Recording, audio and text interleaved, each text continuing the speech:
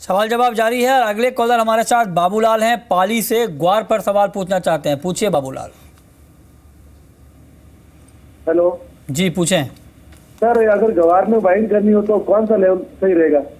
ठीक है, ग्वार में अगर बाई करना हो तो कौन सा लेवल सही रहेगा? अगले कॉलर भी हमारे साथ ग्वार पर ही हैं, ब्रजेश हैं लुधियाना से। ब्रजेश पूछिए। सर, एक लॉट मैंने 3750 में ग्वार का लिया है और एक लॉट 6800 रुपये में गम का लिया है।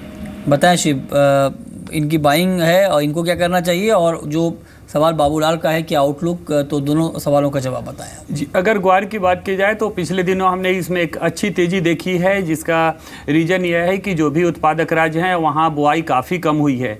मुझे लगता है कि अगर फ्रेश बाइंग की बात की जाए तो 3600 एक अच्छा लेवल है, और जिन्होंने अभी बाई करके रखा हुआ है तो मेरी राय में उन्हें होल्ड करना चाहिए, क्योंकि एक तरफ जहाँ हमने देखा है कि बुआई के रकबे में काफ़ी कमी आई है, वहीं दूसरी तरफ अगर ग्वार गम की निर्यात मांग में भी थोड़ी वृद्धि देखने को मिली है। तो मेरी राय में ग्वार के फंडामेंटल अच्छे हैं। आने वाले सप्ताह में हम और भी ज़्यादा तेज़ी की उम्मीद कर सकते हैं। ठीक है, तो ग्वार में यहाँ पर जो बात एक्सपर्ट कह रहे हैं उस पर आप नज़र रखिए, लेकिन साथ ही मानसून की चाल पर भी आपको नज़र रखनी होगी कि मानसून आगे किस तरह से आगे बढ़ता है, उसका भी इम्पैक्ट आपको मार्केट पर दिखेगा। आगे बढ़ते हैं, कुछ और काउंटर को यहाँ पर देखते हैं कि किस तरह से हलचल आगे देखने को मिल सकती है। अगर मेंथा की बात करें शिव, तो मेंथा के ऊपर क्या आउटलुक है आपका?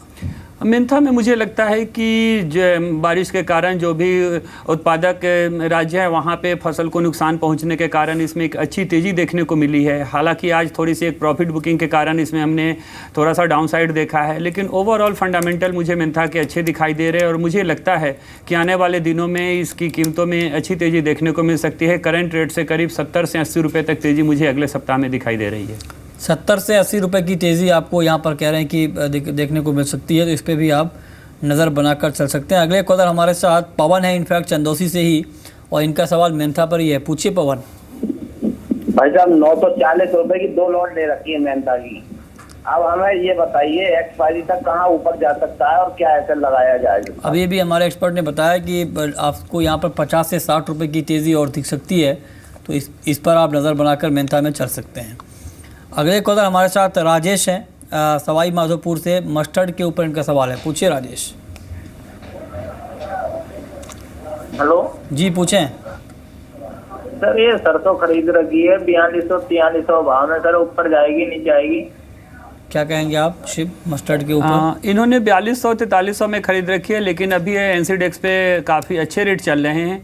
लेकिन जहां तक ऊपर जाने की बात है इसकी कीमतों की, तो मुझे लगता है बिल्कुल थोड़ा सा प्रॉफिट बुकिंग देखने को मिला है अच्छी मानसून के कारण, लेकिन जिस तरह से फंडामेंटल हैं वो अच्छे हैं, और मुझे लगता है कि आने वाले दिनों में इसकी कीमतों में और भी तेज़ी देखने को मिल सकती है। अगर अगले सप्ताह की बात की जाए तो मुझे लगता है कि 100 रुपये से लेकर 120 रुपये तक की तेज़ी और आ सकती है करंट लेवल से। ठीक है, आगे बढ़ते हैं, बात करते हैं अब करेंसी मार्केट की। कल के कारोबार में जयप्रकाश गुप्ता, आपको रुपए का आउटलुक क्या दिख रहा है? देखिए, मार्केट में अगर डोमेस्टिक फ्रंट में देखें तो यहाँ पे थोड़ी से अच्छे संकेत ये हैं कि शायद लग रहा है कि इस बार जीएसटी बिल मॉनसून सेशन में थ्रू हो जाए, तो वो एक पॉजिटिव ट्रिगर है जिससे रुपये में यहाँ पे स्ट्रेंथ लौट सकता है। लेकिन अगर आप दूसरी तरफ देखें, अगर फेड के मीटिंग में ब्याज दरें को बढ़ने को लेके कोई अगर इंडिकेशंस नहीं आता है तो डॉलर इंडेक्स मजबूत होगा, जिसके कारण रुपये में यहाँ दबाव देखने को मिल सकता है। तो रुझान थोड़ा सा मिक्स्ड है, बट मुझे लगता है कि यहाँ वीकनेस बढ़ सकता है आने वाले दिनों में। 6720 से लेके 6770 का एक दायरा है, बट कल के ट्रेडिंग सेशन में मुझे लगता है यहाँ पे वीकनेस हो सकता है रुपये में, और 6740 के ऊपर तक का लेवल हो सकता है कल देखने को मिले। ठीक है, 6740 का लेवल आपको देखने को मिल सकता है, इस पर आप नज़र रखिए। लेकिन जो भी आप ट्रेड करते हैं मार्केट में, उसके लिए स्टॉप लॉस लगाना बहुत ज़रूरी है, क्योंकि मार्केट काफ़ी वोलेटाइल होता है। ऐसे में स्टॉप लॉस के साथ अगर आप ट्रेड करेंगे तो आपको नुकसान की आशंका कम रहेगी। आगे बढ़ते हैं, कुछ अगर हम देखें यहाँ पर तो मार्जिन में बदलाव किया गया है। इनिशियल मार्जिन में एनसीडीएक्स की तरफ से जो शुरुआती मार्जिन है वो बढ़ाए गए हैं, और जो पीरियड है वो 1 दिन से बढ़ाकर 2 दिन किया गया है। ग्वारगम पर शुरुआती मार्जिन 7.67% से बढ़ाकर 10.85% किया गया है, और ग्वारगम पर अगर हम देखें यहाँ पर तो मार्जिन में जिस तरह से बढ़ोतरी हुई है। इसके अलावा अगर देखें तो जीरे पर शुरुआती मार्जिन 5.71% से बढ़ाकर 8.07% यहाँ पर किया गया। 29 जुलाई से ये लागू होगा। तो ये एक अपडेट है इस खबर को लेकर के। इसके अलावा दूसरी महत्वपूर्ण खबर यह है कि कॉटन का रिकॉर्ड इंपोर्ट संभव है। ये बात कही है इंडियन कॉटन फेडरेशन ने, क्योंकि इस बार उत्पादन 5 साल के निचले स्तर पर है। शिव, कॉटन के ऊपर क्या आउटलुक होगा आपका? कॉटन की बात की जाए तो जिस तरह से हमने देखा था कि उत्पादक राज्यों में इसकी कम बुआई के कारण कीमतों में तेजी है, न सिर्फ अपने देश में बल्कि विदेशों में भी हमने देखा है कि इसकी कीमतों में तेजी का रुख बना हुआ है। तो मुझे लगता है कि अभी मीडियम टर्म में इसकी कीमतों में तेजी का रुख जारी रह सकता है। ठीक है। NS पाटिल हैं महाराष्ट्र से, कच्चे तेल के ऊपर सवाल पूछना चाहते हैं, पूछिए। पाटिल साहब, आपको आवाज़ आ रही है? लगता है इनसे हमारा संपर्क नहीं हो पा रहा है। चलिए आगे बढ़ते हैं। बात कर लेते हैं अब चीनी की भी।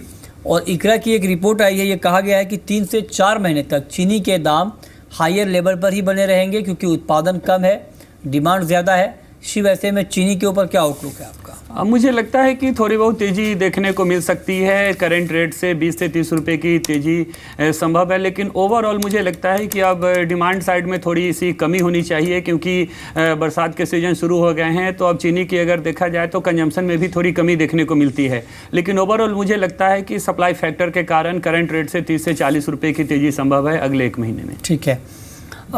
पूरे अगर मेटल सेक्टर को देखें जयप्रकाश, तो आज निकिल में ज़्यादा एक्शन दिखा है, और निकिल की कीमतों में अगर हम देखें तो तेज़ गिरावट आई है।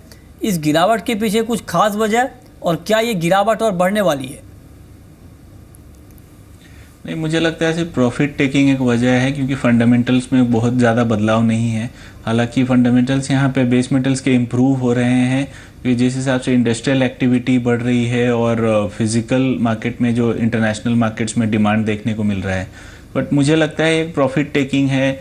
थोड़ा सा लेवल्स का ध्यान रखना चाहिए। 685 के आसपास मुझे लगता है यहाँ से फिर से रिबाउंड दे सकता है 710 के लिए। तो किसी को एंट्री करना है तो अराउंड 690 के आसपास इंट्राडे पर्सपेक्टिव से एंट्री किया जा सकता है। 683 के स्टॉप लॉस से 700-705 का टारगेट लेके चल सकते हैं। अगले कॉलर हमारे साथ प्रकाश हैं राजस्थान से। कोरिएंडर के ऊपर इनका सवाल है, पूछिए प्रकाश। प्रकाश, आपको आवाज़ आ रही है? हाँ, आ रही है। पूछिए। सर, कोरिएंडर में जानना था आगे के लिए। कोरिएंडर का आउटलुक आप जानना चाहते हैं, शिव बताएं। कोरिएंडर की बात की जाए तो मुझे लगता है कि आउटलुक इसके अच्छे हैं और फंडामेंटल भी अच्छे हैं, डिमांड अच्छी है। लेकिन करंट रेट पे मैं आपको बाई करने की राय नहीं दूंगा, क्योंकि आज ओवरऑल हमने देखा है 4% का एक ऊपरी सर्किट भी देखने को मिला है। तो यहाँ से प्राइसेस थोड़े कूल डाउन होने के बाद ही आप बाई करके चलिए। अगर महीने दिन की बात की जाए तो मुझे लगता है करंट रेट से 500 रुपये से लेकर 600 रुपये तक की तेजी देखने को मिल सकती है। ठीक है। प्रिया जैन है हमारे साथ झांसी से। गोल्ड के ऊपर इनका सवाल है, पूछिए प्रिया।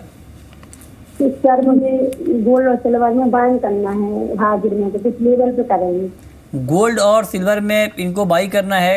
आपको स्पॉट मार्केट में बाई करना है? ठीक है, ठीक है। जयप्रकाश, बताएं किस लेवल पे बाई करना चाहिए?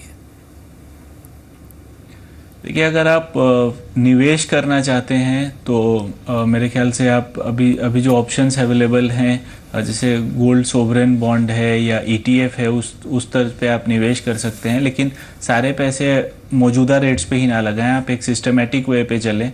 हर महीना या हर 2 महीने एक डेट डिसाइड करें, उस डेट को आप थोड़ा थोड़ा करके एक्यूमुलेट करें। गोल्ड से प्रेफर मैं करूँगा चांदी में आप निवेश करें, क्योंकि चांदी के जो प्रोस्पेक्ट्स हैं वो थोड़े से ब्राइट नज़र आ रहे हैं आगे चल के, और प्राइसेस में यहाँ पे गोल्ड से बेटर रिटर्न्स आपको चांदी में मिल सकता है। ठीक है। गुरमीत सिंह हैं ओडिशा से, और जिंक के ऊपर इनका सवाल है, पूछिए। हाँ जी, मैंने जिंक का 2 लॉट सेल किए हुए 150 में, इसको क्या करना चाहिए? 150 पे आपने 2 लॉट बेचा है। फिलहाल मार्केट उस लेवल से थोड़ा सा नीचे है। जयप्रकाश, क्या इनको रुकना चाहिए अभी? जिंक में मेरे ख्याल से रुकना चाहिए। मुझे लगता है रिबाउंड इवनिंग सेशन में देखने को मिल सकता है। 154 तक के चांसेस हैं इस वीक में प्राइसेस देखने को मिले। 147 का स्टॉप लॉस ज़रूर रखें अपने पोजीशन पे और बने रहें। ठीक है। और अब वक्त है रैपिड फायर राउंड का।